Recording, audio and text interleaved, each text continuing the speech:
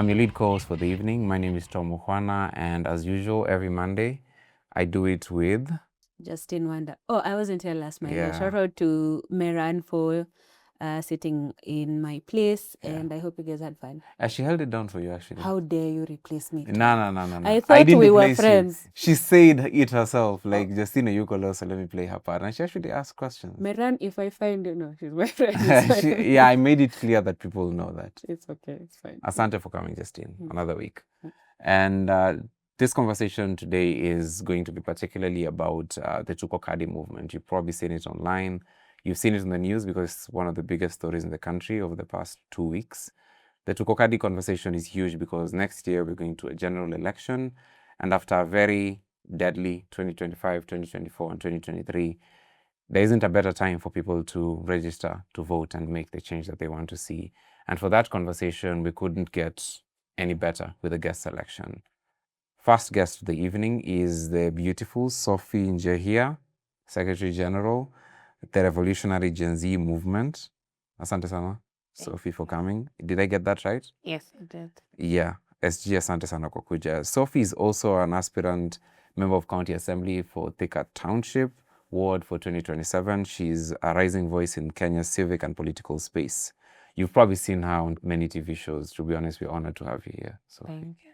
And Robert Mutahi. Robert is an African Leadership Initiative Fellow 2018. He's a Google Hustle Alumni 2023, Tech Innovation Mentor 2025, and is a Mozilla Fellowship nominee 2026. But Robert is also the design director and co-founder of Urban Human Design Studios, a purpose-driven practice that uses design, media, and technology as tools for civic change, which is why he's here, in the context of Tuko Kadi as well. Asante sana. You'll notice the coffee umedunga hapo na shirt. What's that about before we even get to the conversation? Well, I mean, we are running the biggest voter mobilization campaign. It comes with merchandise, it comes with communication, it comes with a whole lot of materials to activate the youth. And this is just one of them. Can we get shirts? Yeah, we can. Hata kama karibu niombe match. We can soon. We'll mail you some. So the proceeds of that go into the movement? Yes. All right, Yes, all right. yes, We'll get into the actual Yeah, movement sure. in a bit. Yeah. But Sophie, Robert, asante sana kwa kuja.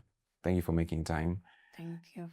We break down complex things. So I know you guys are running a huge movement that's running across the country, but please make us understand, what are we dealing with when we say Tuko Kadi? I think I'll go with both of you, but first, Sophie. Well, you see, many of us got disgruntled by this regime as early as the second year of this regime being in power. So when young people, most of us, myself included, turned out to the streets to protest against the finance bill in 2024, it was not us protesting against that bill alone. It was saying no to corruption, saying no to a lengthy rule of bad governance, wastage of resources, total disregard for human life and human dignity. But what gave us the platform to say no to all these things was the finance bill. But we managed to occupy parliament, but we were not politically organized enough to understand what occupying parliament meant, because it meant that this government had just become illegitimate. And we were ready to go all the way even to the House on the Hill on that day. But because we were not politically organized, then we lost that moment, our like Nepal moment or our Bangladesh moment. We lost that. So even after hearing like the majority leader in parliament saying that they eventually ended up passing the same finance bill that made us lose so many comrades like Rex and Kennedy and Beasley and David and Julia, like them dying on the street, then hearing them say that they actually passed the finance bill makes us feel some type of way as young people. So 2025, we got it on the street again. And the mission was like, this guy just has to go. He has to go. This regime has to fall. But they found a way of ensuring that we all did not come together in one place, which was Nairobi. So we failed. So now what Tuko Kadi means to us as Gen Zs and those of us who had the resolve of wanting to change this nation is simply trying to politically organize ourselves. It is our way of organizing ourselves politically and saying, hey, we have 15 million young people in Kenya. How can we get this 15 million? Then if not 15 million, how can we get even a 3/4, like 12 million of us, with the same resolve, under one roof, with the same commitment politically? So we have failed to remove this regime unconstitutionally. The resolve is still there. So let's try the constitutional way, take our voters' cards, vote, guard our votes, and see what happens. Yeah. So this means political organization to you. It means organizing politically for an election. Because political problems deserve political solutions. Yeah. Well put. Robert? I like it. Thanks, Sophie. I think, just building up on what she said, Tuko Kadi is a funnel of what has been bedelving this country in terms of issues that involves human rights, rule of law, corruption, systemic wanton destruction of our society in terms of our ethos.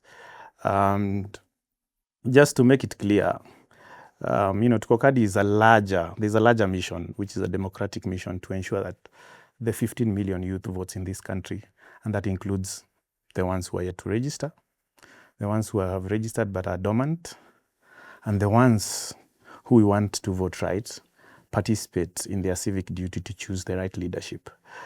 So how Tuko Kadi has been designed is actually a two-pronged campaign. There is Tuko Kadi and there is Nikocadi. Tuko Kadi is we as a collective, the youth, and Tuko Kadi comes from a street poker slang, saying we hold the cards. And why we strategize this campaign in this language is because politics is a game. It's a high-stakes game. And the players always ensure that we sit at the bench. And they choose, once in a while, they choose which player they want to go dance in the pitch, to their tune. But this time around, we are saying, we are the players in this game. We hold the cards, and we are going to play the cards the way we see best fit. On the other hand, so Tuko Kadi is a mass voter mobilization program, citizen-led, right? And it's devolved. And then Nikocadi is a voter conscience program that ensures that once you are armed with your voter's card, how do you vote? How do we ensure that we insulate you from, financial,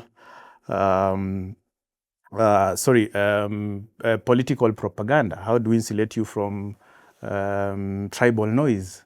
Financial advantage by big budgets that they will use to bribe you. How do we ensure that you're protected from that? So those are two separate. Those are two separate campaigns. So the first one is to ensure that you and your Mbogi, like what Cardinali said, go to IEBC, get a card. Why? It gives you access to play this game. You can't play the game without a card, right? A voter's card. The second campaign phase is to ensure that you have the agency. You understand what is at stake, and that we are neutralizing the financial capabilities of politicians to take advantage of your birthright to ensure to choose the right leadership. Yeah. Justine? I just have a follow-up regarding the Nikocadi part of it. We've seen historically how Kenyans are continually divided and fractured in so many different ways. And even if you're voicing your concerns and people can see how difficult it is to be like, this person is actually lying to you, and they're likely to repeat the same mistakes of like a previous candidate, or even make the situation that is already there much worse. How is Nikocadi structured in a way to kind of insulate those positions? Is there certain messaging that helps, or how do you go about it? A great question. I mean, we are very pragmatic about how we are going about this campaign. We are live to the realities of the day. Your usual common mwananchi, or what you'd call a first-time voter, who is uneducated and isolated is very vulnerable to political machinations and mobilization. I mean, when you look at the way the regime currently is mobilizing and collecting monies, through fictitious projects, you can imagine the budget we are looking at just for running the campaign in 2027. Now, the truth of the matter is we don't have the power to stop their bribery, their vote buying. What we can actually do, and you cannot, ask an unemployed citizen, someone who's suffering from the effects of bad governance, to not take flour, to not take the 200 shillings that they're going to be given. What we are trying to ensure is that strategy from politicians is null and void, to ensure that as much as they take these proceeds, they will make the right decision, because they don't have a contract with the politician who donated that money. After all, that is your tax that is stolen, and you're just being given as handouts. But when you go to the booth, then you have a conscious decision to make, one that will affect your life for the next 5 years. So our job is to ensure that the Nikocadi program has a metric evaluation away from tribal allegiance approach that has been used by politicians before. And this metric evaluation, it means we can be able to ask you to bid your preferred candidate against a criteria that talks about your track record. It talks about the alignment. What are your statements against how you vote and how you spend their monies? It talks about credibility. Are you the best fit for that office? And also talks about integrity. Now, if you can't tick all the boxes of Nikocadi program against all those criteria, then you're not the right candidate. Right. I have a question. I'll ask you a follow-up question. Yeah, sure. But Sophie, how is this different from the enhanced continuous voter registration run that IEBC just started this morning, actually?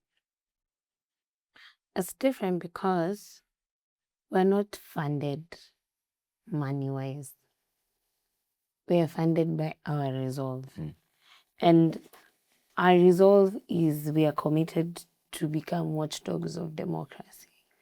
And democracy is not only to us, is not only having the right to vote.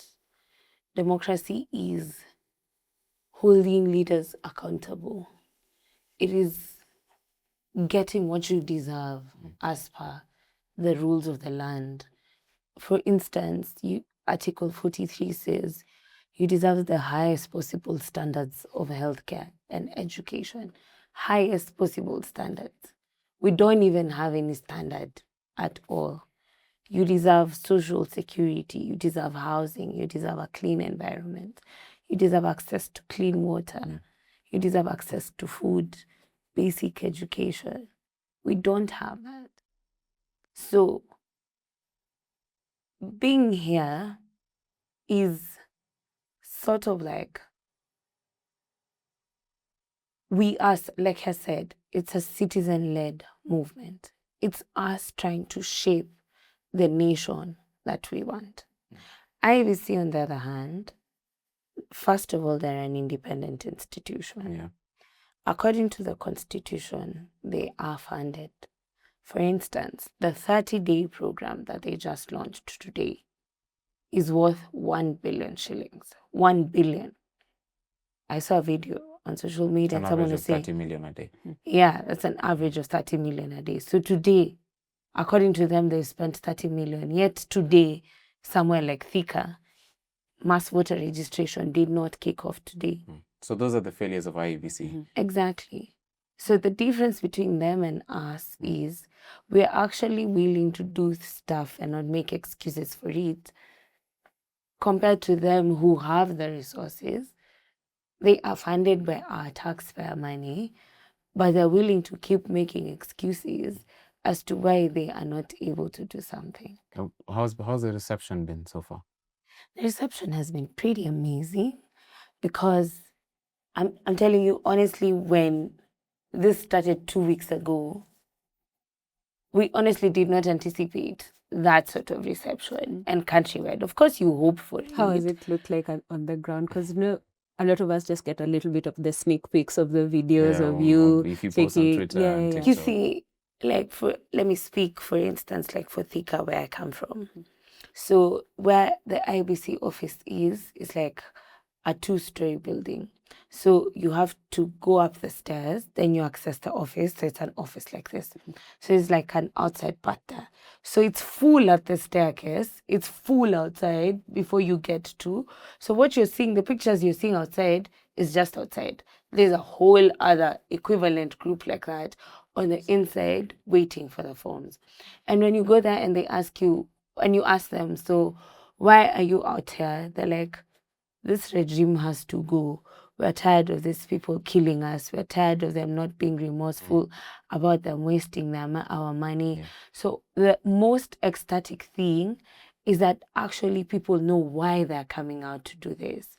They're not coming out because it's the actual hype or it's what's trending or it's the hashtag that's going, okay, there's that.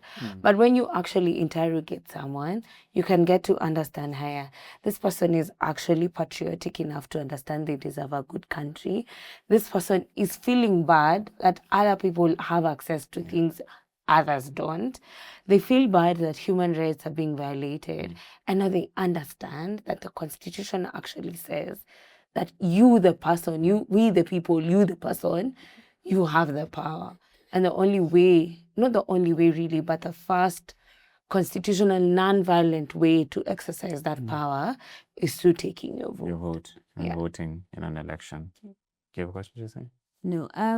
One of the things that I've realized, especially with the way the Tuko Kadi movement is structured, it's very youth-centered, which is awesome. But then what's the generational? Do you worry about the generational divide? I want Sophie to answer this question, but also I want to hear from you, Robert. Do you worry that there's a generational divide in who is being focused on, and old people? Don't they matter if you don't know slang and Tuko Kadi is not within your vocabulary and like daily sayings? Do you feel like the movement is separatist in that way, or do you feel like kids can get through to their family too? Yeah. You see, previously, because what we're trying to do is learn from our previous mistakes and build from that. Remember what I said the first time, it's political organizing, all inclusive. Let me add that. So, first of all, it is that we are going to participate in civic and political education. And we are going to do this to the point we shall. You see, the same thing we did, that the finance bill thing was so successful that we used to translate this thing into different languages so that it can spread even into the rural areas. That is how we are planning to structure our civic and political education, where we educate. So, you see, and then the second thing is, our first approach was a bit filled with anger. We were angry. And you know, old people, like the generation that is above us, sort of don't resonate well with angry young people. Yeah. They're like, you guys lack patience, you lack tolerance, you lack resistance, and those are not the things that we were built with. That's not how you do it. Tulilelewa tukienda shule bila viatu, you have to learn how to be patient. No. This time around, the thing that's different is we're using fun and joy and happiness. It's easier for the other generation to resonate with us if we're coming from a point of joy and happiness and positivity. So if I come and explain to you what Tuko Kadi is, and you see us engaging in that activity from a happy point, because for instance, I don't know if you saw what was happening in like Embakasi East. We were playing games, we were singing our rhymes and songs that we used to sing from back in the days, and you try and give them a Tuko Kadi feel, like Brikicho, Uko Kadi, Brikicho, Uko Kadi, like that. So like when they see us having fun and being happy about it, they're like, there's something here. We'd also really want to get involved in that. So once they understand what Tuko Kadi means, it is a symbol of resistance and getting rid of a bad governance, then hata nikikuja niambia mamangu, Kokadi, ashaelewa. Exactly. Robert, there's a thing that I've seen here. Well, you're you're all involved in the Tuko Kadi movement, but IEBC just started this enhanced continuous voter registration drive. It's a 30-day drive that's meant to end on 30th of April. That feels like one of the most, because they're pouring money into it. Tons and tons of money, government money is being poured into making sure that people are registered. That means more registration centers down to universities, to your chief's office, everywhere you can imagine. But what is IEBC failing at still? I hate that name. Simply because I've actually, as of 3 weeks ago, we tried to secure a meeting with the IEBC and completely failed. I think at the end of the day, we have different missions. As much as IEBC is an independent institution, I don't know what their motivation is, but I don't think this election or any other election is as critical as it is to the young people of this nation as we speak today. And also, in somehow now it feels like they're partisan in a way. Because if we are saying as young people, we have managed to crack your biggest challenge, which is mobilizing, funding the process, and we're doing it for free, then why is it that you can't provide enough stations to absorb the number of people who we are activating? You have a budget for this? You have a budget for this already. You have been preparing for this. They have ridiculous budgets for media and advertising. For the last 1 year, have you seen any campaign? I mean, have you seen any communication advertised across all the channels in this country? No, that tells you something. It's intentional. What's the intention? To lock out the youth votes. What happened in 2024 changed this country in terms of political consciousness for young people. And the ruling elite right now know that 15 million vote, if activated well, changes the political scene completely. No one is going to beat the youth votes if the youth decide. And our job is not to tell them how to vote. Our job is to tell them, listen, number one, you must be ready. Nikocadi, get a voter so that you play the game. Number two, pit your preferred candidate against this criteria. You know what's right and wrong. I mean, and if they pass the test, then elect them. They know that the only way they can beat the youth vote is by, number one, ensuring that that voter, that demographic is suppressed. And just to answer Justine on the question you had asked, I agree with you in terms of that Tukadi feels like it's a bit exclusive to young people, but Tukadi uses culture and social media to mobilize young people. Now, culture is hardwired to a community, to a society, whether young or old. At the end of the day, young people are the leaders and the citizens of tomorrow. I'm 40 years old. I can tell you for free, there's nothing this government or the next successive governments will ever benefit my life. I'll be lucky if I can have pesa wazee in the next 10 years. With the current trajectory we are looking. But young people who are fresh graduates from university, they have their whole lives ahead of them. How is it that you're making political decisions, governance decisions, without inclusive the people who you claim you are ruling? I mean, they are the ones who are supposed to get into the workforce. They are the ones who are supposed to contribute to tax. Then they should be included in leadership. They should be included in conversations. Conversations are not about old people. They're about young people. So we are sorry to our parents. This time around, they are going to allow us to chart a political path that concerns our lives. I think when we did the finance bill in 2024, they realized that the things they've been fighting for over 30 years, we managed to do it in a few weeks. So what things though? Just showing the leadership that when we say no about bad policies, we mean no. when you take advantage of a participation process to pass bad laws, to pass bad policies, and when you remember clearly how they were chest thumping that we are going to pass this bill, whether you like it or not. I mean, the procedures of passing bills and laws in this country, they're anchored on the Constitution. Participation and engagement of the youth is not a suggestion. It is not. It isn't. Yeah. My other question would be, there's this increase in budget from 43 billion to 63 that is proposed by the IEBC. And some of that money, like $1 billion, is going to meals. And whilst movements like your movements are not getting the support that the government should be giving you, just today there was news that archives had refused to allow the Tuko Kadi movement to sit next to IEBC and see that through. What sort of support, how does this make you feel, first of all, as a movement? Sophie, you're someone who's been to the ground, and when the government is giving $1 billion to meals for the next budget, just meals, $1 billion, and they're still failing to make this continuous voter registration thing work, how does that make you feel? It makes me feel like I really have much more to do, because Tuko Kadi should not just be something that creates a drive towards something.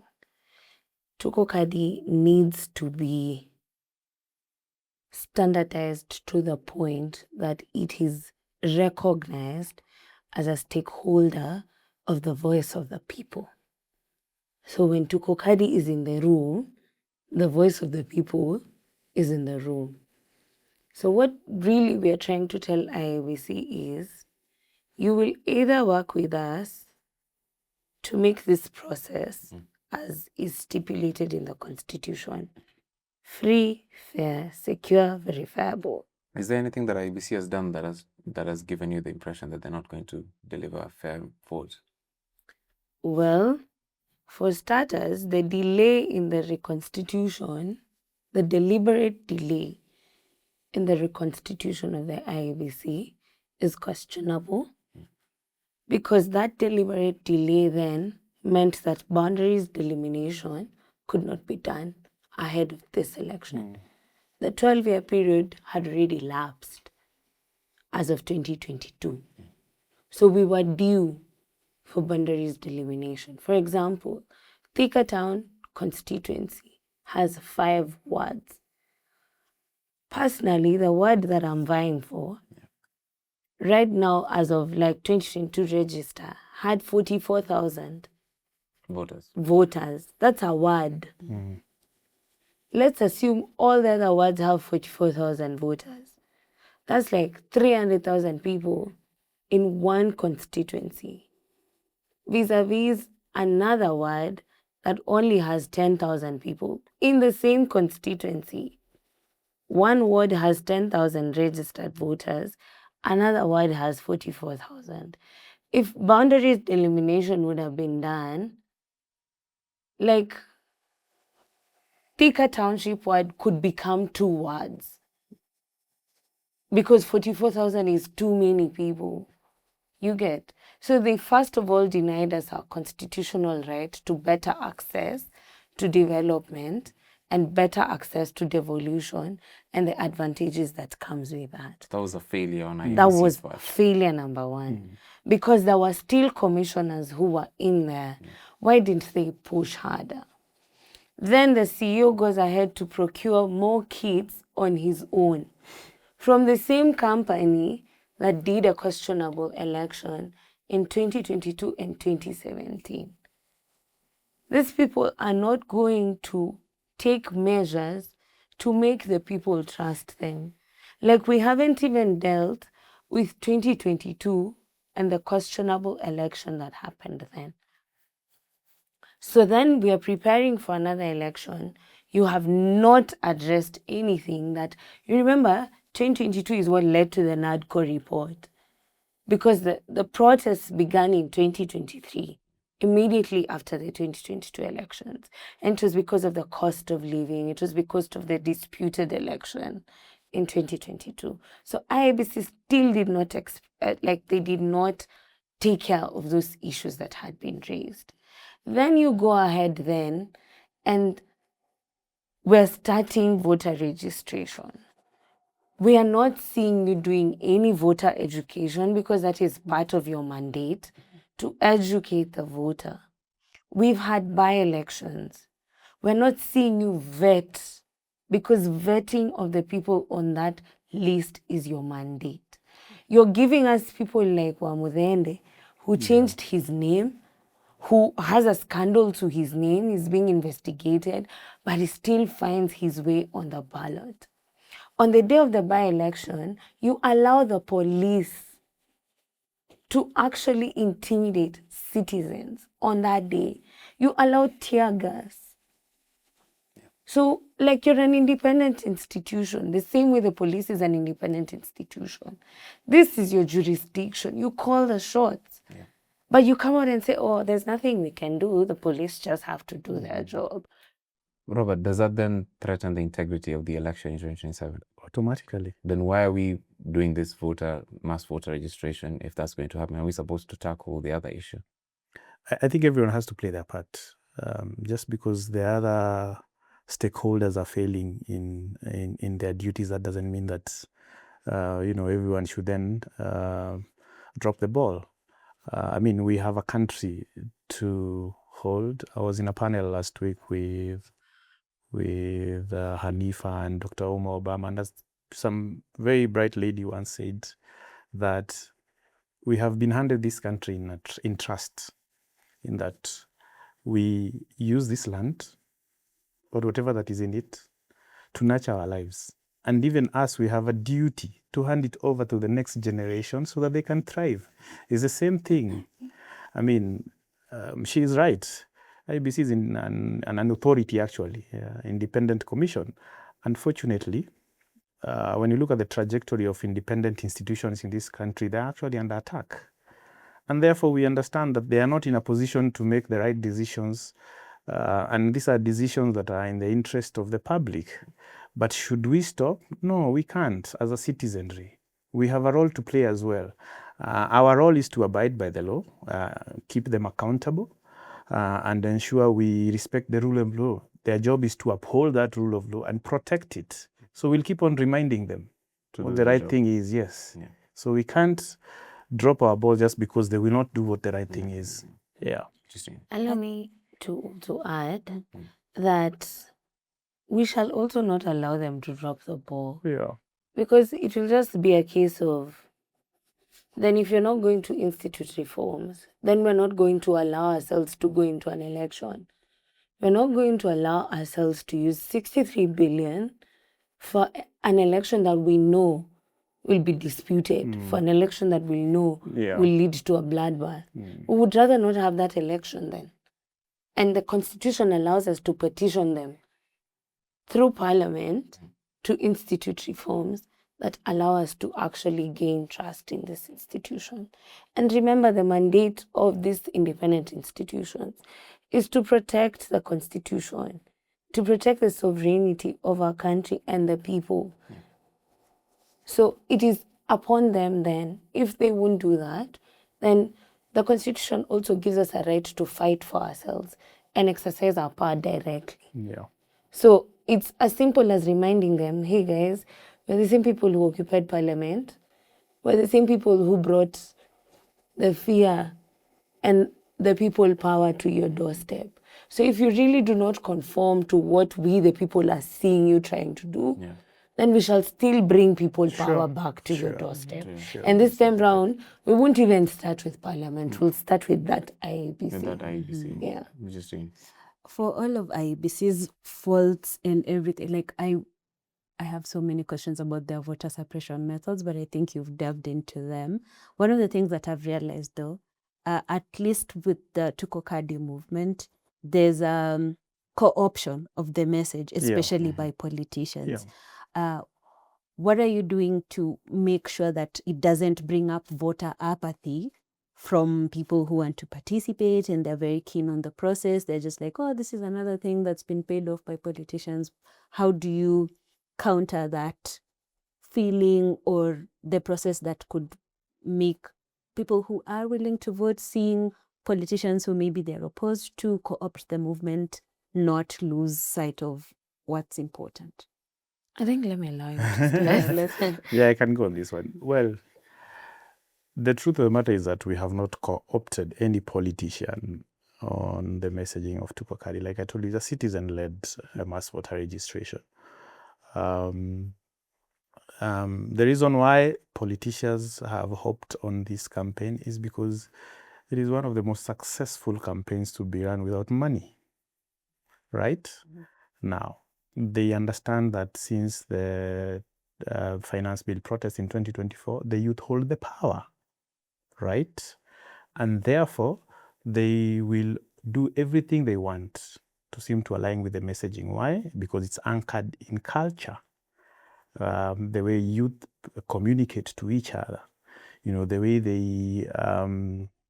they mobilize, the way they interact as a community. And that's why the word Tuko, as a community. So they know the easiest way to plug and play their messaging. And this is where the risk we are trying to ensure. I mean, this is where the risk factor comes in. It's very easy for them to do counter narratives for this campaign, and it's already started. Yeah. So far, the president. Could you kind of take us through some of the counter narratives that we've seen? I don't think we would publicize that at this particular moment, because these are strategies that we will use. However, you've already seen people like the president has already hopped on, and people like Rigathi Gachagua have already hopped on to this campaign, including branding their own vehicles. We should even start sending lawyers their way. Have you copyrighted that? Yes, we have. Okay. Yes, we have. So they understand that this is not just a slogan. And that's what is the most fearful thing that they've ever faced. It's beyond a slogan. It's a framework that ensures that, unlike the previous, when you go through the graveyard of all voter registrations that have been, mass voter registration campaigns that have been done in the past, all of them end up in registering numbers, and that's it. Of what use is it that you have a voter's card and still vote the wrong leadership? So it's also civic education. Yeah, it's counterproductive, right? It's a failed democracy.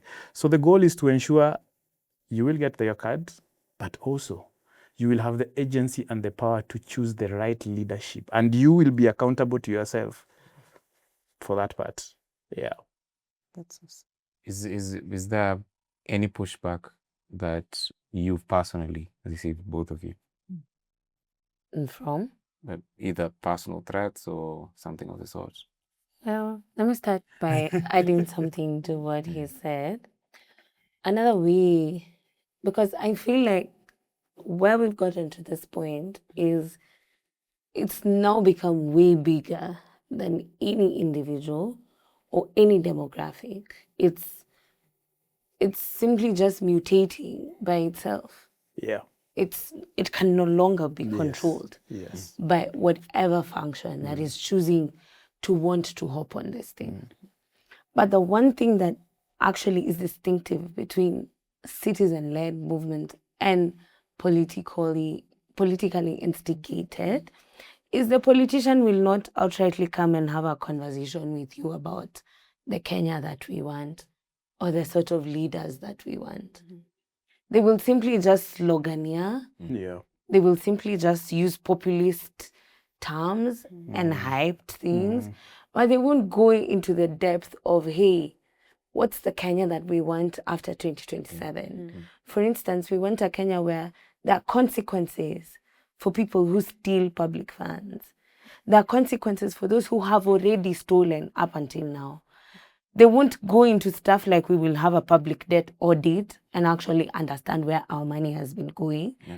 They won't go into things like we want restorative justice where rogue policemen are held accountable for killing innocent citizens. They will not want to delve into the hardships of what Tuko Kadi means to us as the citizens post 2027. And for us, it's not just going into the election. It's shaping our country after that. Because in the political scenery of this country, people just do things just to get into power. You'll join parties, you'll get into coalitions just to get yourself to the other side. But what happens when we get to the other side? So we are willing to have the hard conversations about what will happen on the other side. And that's why, for instance, someone like me, my Twitter got suspended. That's what I'm talking about. Immediately the next day after Kasarani, literally I got home like this. I opened my Twitter and I was like, what just happened? Why was it suspended? Well, of course, you see, if the government has 150 million in 2025, 2026 financial year to counter social media propaganda and anti-government individuals. So if they can just summon 20 people to report my account, I'll get suspended. Most things on my Twitter page are anti-government and then can be taken out of context. For instance, if I tweet something like, okay, we are busy talking about Singapore, but we're not busy talking about what Singapore does to corrupt leaders. Singapore hangs corrupt leaders. So if I tweet something like that and it's reported, it looks like I'm instigating violence, but I'm just stating the obvious. So I lost my Twitter page immediately after we started Tuko Kadi 2 weeks ago. So I'm busy here trying to rebuild my Twitter page. Of course, you have people putting comments on your social media pages saying, we know your parents, we know where you work, we know what your life is about, and we're gonna come and get you. But yeah. One of the questions that for me, that's what I face. That's what you faced. Yeah. Robert, I'll ask you a different question. So the thing is, a good percentage of Kenyans do not live in urban areas. Yes. Most of the population lives in rural areas. I think around 68% of the population here in Kenya. Those are people who will also go to vote. And the Tuko Kadi movement, maybe I'm wrong, but it's mostly within these urban centers in universities and all those places. Do you risk losing that crucial constituency during an election? Do you genuinely think it's in the urban areas only? I do not think so. Inform me how it isn't. Well, it might not have reached critical mass the same way it's done in urban centers. But like I said earlier, Tuko Kadi is anchored in culture, right? And culture travels, whether in the grassroots, whether in the urban areas. It's just a matter of time. Again, we said this is citizen-led, and big shout out to Ademba for the work he's already done in terms of popularizing the movement. We are creating chapters across the different regions. In fact, you can join those WhatsApp groups now, chapters across the different regions, and we are seeing people rise up and take lead of the activation in those particular chapters, so that you ensure that, one, you sensitize the community in your area about the polling stations or registration centers that are available. You ensure you confirm to us whether IEBC officials report and they're actually doing their job, so that we can amplify that messaging online to ensure we keep them accountable. So it's just a matter of time. And like, IEBC that has unlimited budget to spend on this, we are relying on our networks, on our goodwill. Those are all volunteers. Yeah, they're all volunteers. So that's what we're relying on. So our time, our process might be slightly slow, but we shall get there. We shall get there. Yeah, last week we did Busia, Migori, Bungoma, Samburu, Nyeri, Turkana. Today, Kirinyaga. Tomorrow, Nakuru. So this thing is pretty decentralized. It is and I think we could credit that to TikTok. Yeah. TikTok is very decentralized. Like, TikTok is really in the urban areas. They're very entertained by TikTok. It's very true. So moving forward, I think the next step now to further push it is to regularly host like TikTok lives about Tuko Kadi and what we're doing on the ground, and even having mainstream media cover that in the local stations. I think that's also going to help to decentralize it further. But so far, it's really picked up in in the grassroots. Yeah, and I also have to give credit to the aspirants who are helping organize in young the aspirants. Yes, young aspirants. Because how many by the way? Like, for instance, like Migori and Turkana and Samburu. How ni young aspirants? Kirinyaga ni young aspirants who are mobilized. So people just come together like, I'm vying. So if you're vying, of course you're doing some groundwork. So because you're working with the people, you're able to now start telling them, hey guys, get into this WhatsApp group. Let's go on a specific day and register as voters. So it's actually working also to bring up young leaders who are aspiring, so that now we can, on top of politically educating the masses, we're also politically educating ourselves as aspiring leaders. And giving ourselves options. Exactly. So you're not vying for Senate and you're busy promising people jobs and roads and street lights, and it's not within your mandate. It's about democracy hygiene and most importantly, I think you can all attest that never has a campaign ever brought personal convictions to young Kenyans, to the point whereby young people are feeling, in my own capacity, what is it I can do to be part of Tuko Kadi? We're not asking you register, give us money so that we can do. So now we're telling you, wherever you are, with the little information you have, imagine activate your community. If you can access information, use it. So, and that's why we have two-part phase for the campaign. One, to ensure that you have the card. The second part, we of course provide digital tools to help you and to armor you with information so that you can make the right decision. I think one of the things that I'm actually concerned about, there are very marginalized groups that are not usually considered. You were talking about going to Thika's IEBC offices and like having to use the stairs. And I'm wondering if any of these centers or the places that IEBC has set up has some form of considerations for people with disabilities. Obviously not. No. And it's part An immediate no is not part of the issues that we're raising with Come them. on. Like absolutely not. Zero.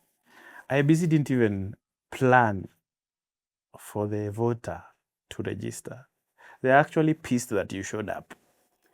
So you understand? Pissed. What do you mean? What makes you think people showed up? what makes because they were not prepared. In most of these stations, most youths would go there like, we only have one officer. The other one is on leave. I'm like, how is it that you designed a campaign around a certain period and an officer is on leave? Shouldn't all hands be on deck?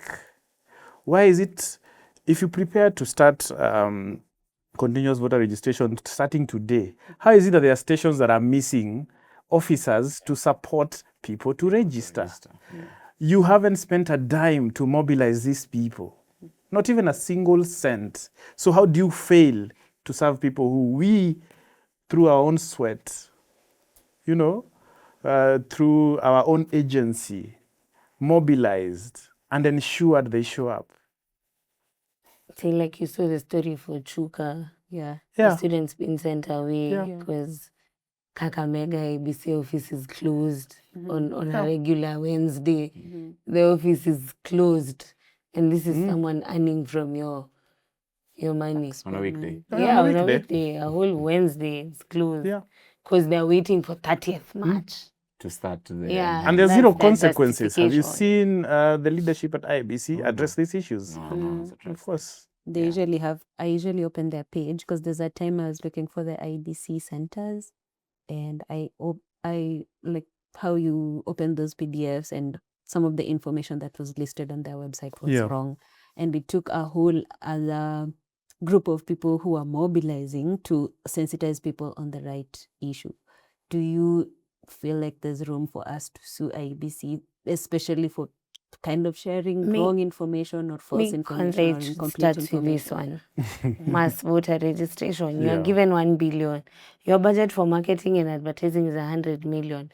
I want to see what you've done with that 100 million. You want to see it in I your want bedroom. to You want see. to it Show twice a day. me. No, because I think marketing and advertising is done before a campaign starts. It is. So I want to see between January and March. Show me what 100 million has done. Which adverts have you haven't done. Yes. Sawa. Within these 30 days, show me what the 100 million has done. Then if you do not have sufficient responses, we take you to court. Because how then can we trust you 63 billion? And demand answers. Yeah. If the campaign was stipulated to kickstart today, no media, no press releases, nothing. It's only 30 days. So by the time you realize we're on the 15th, not even on the national broadcaster.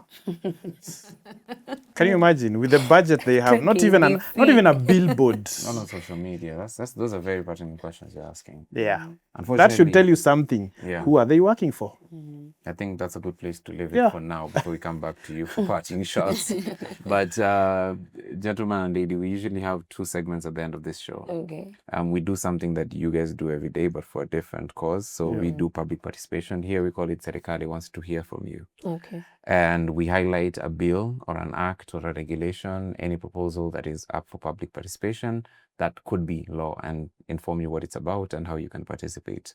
Okay. So for today's, there are almost 733,300 of you Kenyans who trade in virtual assets. You own virtual assets. That's almost 1 million of you. And by that, I mean Bitcoin, any stable coin, USDT. If you're familiar with NFTs, all those things are considered virtual assets because they're assets that are believed to hold value online and they're traded for value. And 500 million plus shillings worth of stable coins or these virtual assets are traded in Kenya monthly. That's almost 1 billion. And that's going to be growing over the coming years.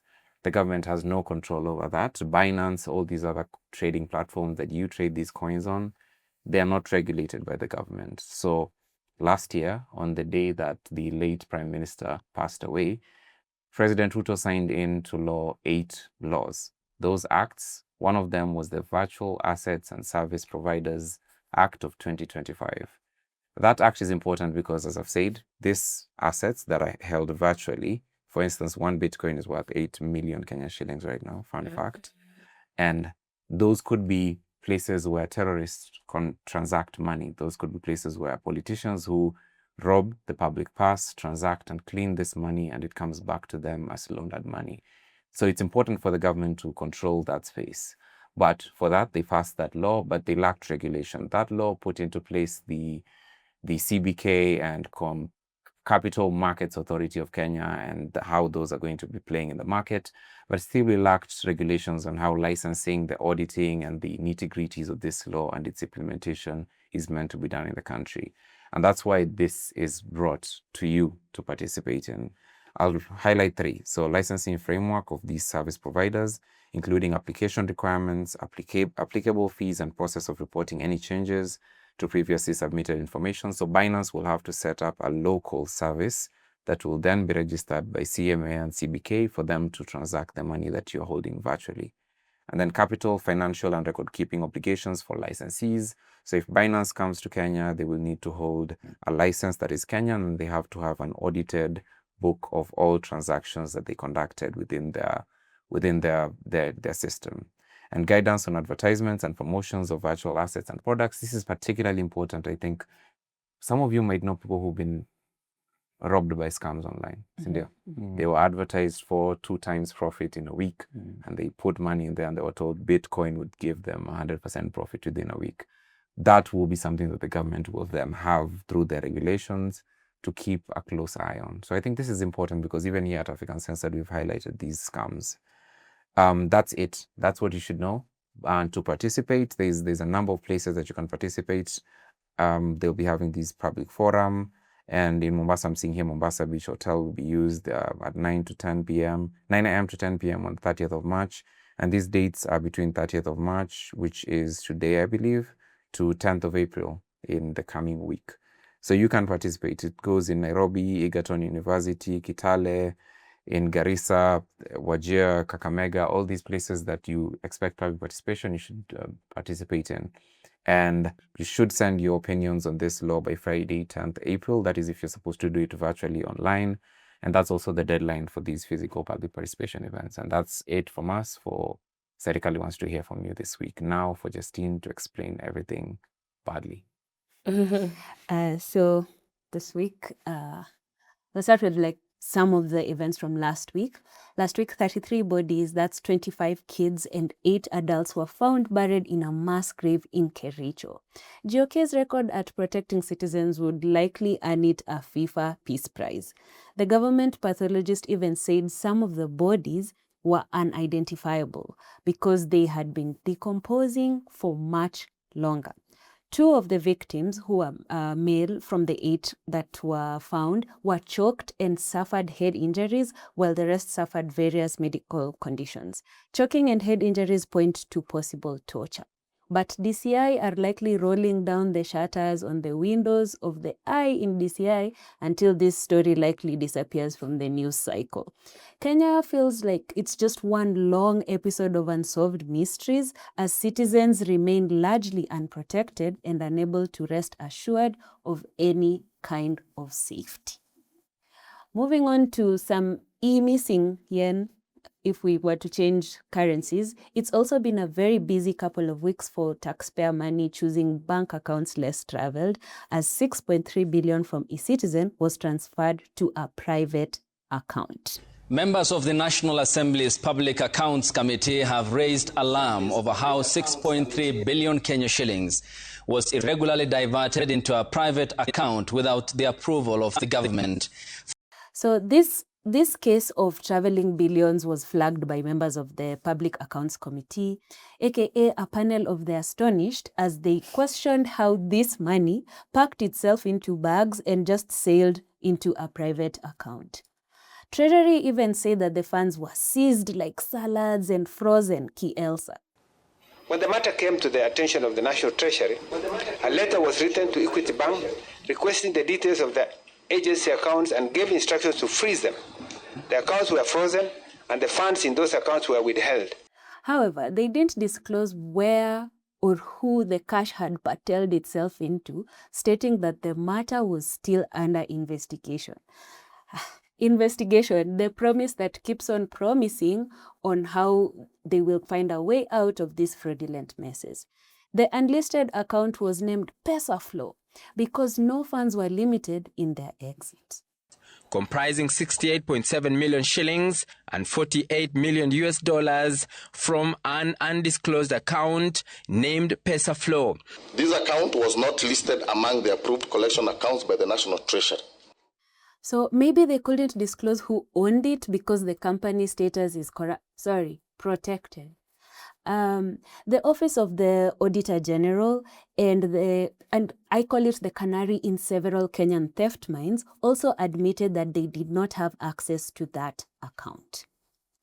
And on to the oil problems in the country. The Energy CS and man winning a staring contest with the ground said that he will go after oil marketing companies trying to hoard fuel. So all licensed oil marketing companies are strongly reminded of their legal obligation to maintain continuous supply and to release products at EPRA gazetted prices. If you look at that clip, he gave this stern warning while making some eye contact with the camera, so that's how you know that things are very serious. Some stations have been rationing the oil to their customers so more customers can get the commodity, even saying a strong no to money, which was so surprising to capitalism and Kenyan cops. He said that oil marketing companies should release their supply and not hoard it as they push for a price hike. He even read out a strongly worded memo, so hopefully all these oil marketing companies will come to their senses and do what's right. GOK is moving with the strictness of a gentle parent when tough times are staring at us from the barrel of so many empty drums. Oil marketing companies, on the other oiled hand, are saying that EPRA has a faulty pricing model given the war with Iran and every other barrel waving on the background of the G2G deal. everyone putting all their petrol stations in the GCC basket has dealt a huge blow, as countries like the Philippines have less than 40 days of oil left. That's only half a 90-day fiancé. These are not very promising times. So GOK is even looking to Mozambique to strengthen those oil barrel ties before our supply runs out. So hopefully Mozambique has our back.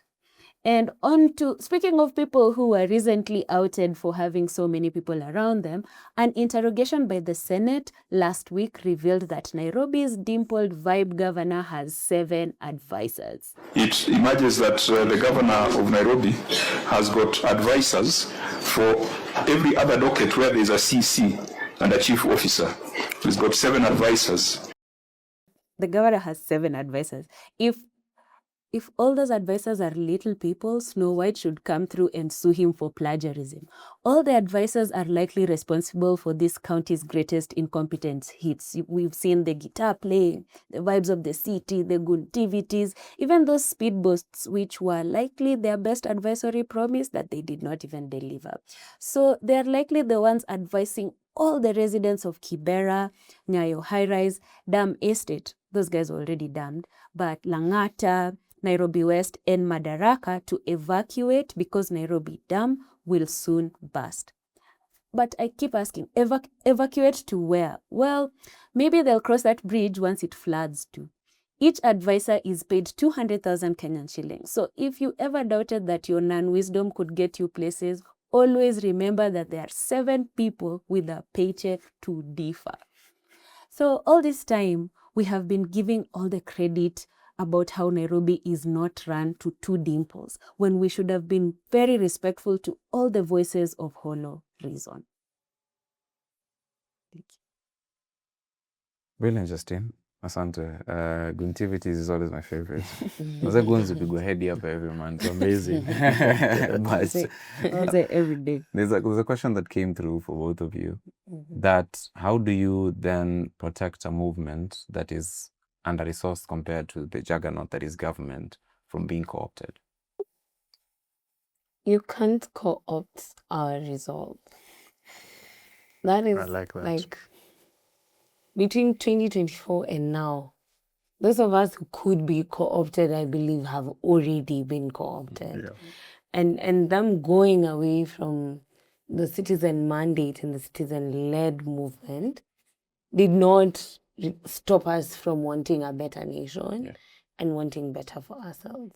So for me, this is just a reincarnation of what we started in 2024. So if your resolve is still the same, that you did not fear death, you did not fear the bullet, you were willing to advance towards death, then I believe you're willing to live you're willing to die on your feet and not to live on your knees. Yeah. It's a profound way to end it. Robert, I'll ask you a different question. Okay. What's the end game for this entire movement? What's the perfect ending for this movement? I think the perfect ending for this movement is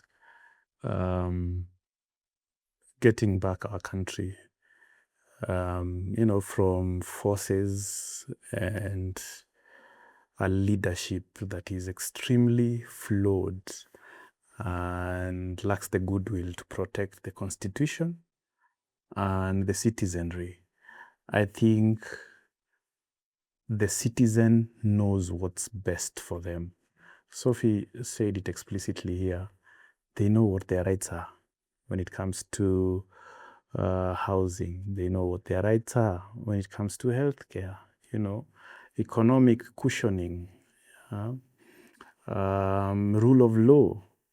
So if every single day feels like you are being targeted, you're being treated like a terrorist.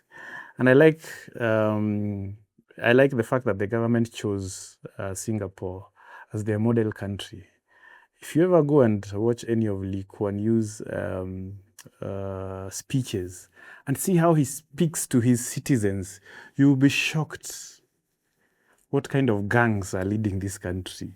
When someone, hums and beats their chest and say, we are going to pass a bill whether you like it or not, These are the people who we can't co-opt to this movement. We have to guard it jealously because it stands for different ideals compared to what they believe in.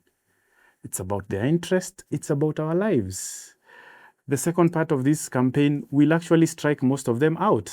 So we can't co-opt them because if you can't defend your track record, if you're not accountable to your community, you have zero credibility. You're not independent. Look at our parliament today.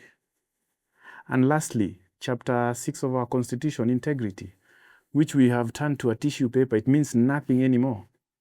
Completely. How can you co-opt such people? So we can't. We're going to jealously protect this movement because it has its own ideals. Yeah. And those ideals include cleansing this country to ensure we put the right leadership.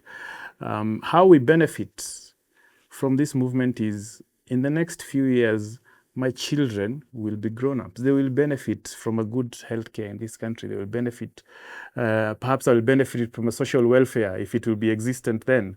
They will benefit from employment. Yeah. So that's the end. That's the end. That's the end. Yeah. Asante sana, Robert. Sophie, thank you for making time.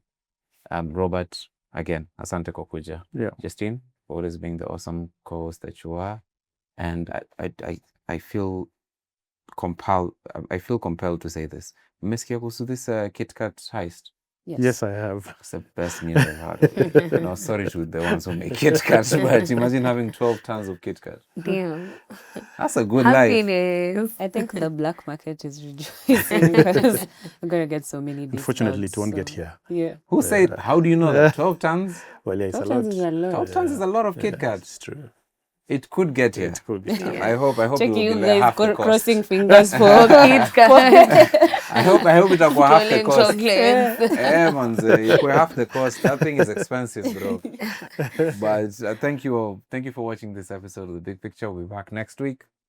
I've been your co-host, Tom Mukwana. I do it with Justine Wanda. We'll both see you next week. Catch you on the next one. Bye.